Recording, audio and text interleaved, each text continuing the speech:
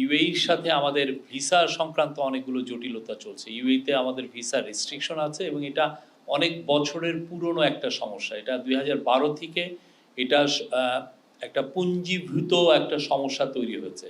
এর ফলে এখন দেখা যাচ্ছে যে যারা সি ফেরার, যারা ক্রু, তারাও অনেক ক্ষেত্রে ভিসা পাচ্ছেন না। সবার জন্য ভিসা একটা বড় ইস্যু হয়ে দাঁড়িয়েছে।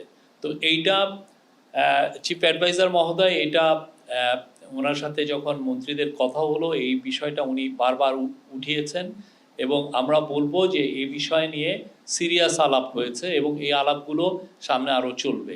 তো এই আলাপের পরিপ্রেক্ষিতে আমরা ওদের সাথে অনেকগুলো আলাপই করছি। ওদের সাথে আমাদের একটা ফ্রেশ একটা স্টার্ট করার আমরা চেষ্টা করছি এবং হচ্ছে এবং কম্প্রিহেন্সিভ ওদের সাথে আমাদের একটা ডায়ালগ হচ্ছে। আমরা চাচ্ছি যে ওদের সাথে আমাদের যে সম্পর্ক এটা যাতে আরও আপগ্রেডেড হয়। এর ফলে কয়েকটা বিষয় হবে, সেটা হচ্ছে আমরা ইউএই থেকে ইনভেস্টমেন্ট আমরা বাংলাদেশে আনতে পারবো। আর দ্বিতীয় হচ্ছে যে আমাদের ইউএইতে আমাদের এখনও যে ভিসা রেস্ট্রিকশন সেটা খুব দ্রুত হয়তো আমরা চাবো যে এটা দ্রুত এটা চলে যাক।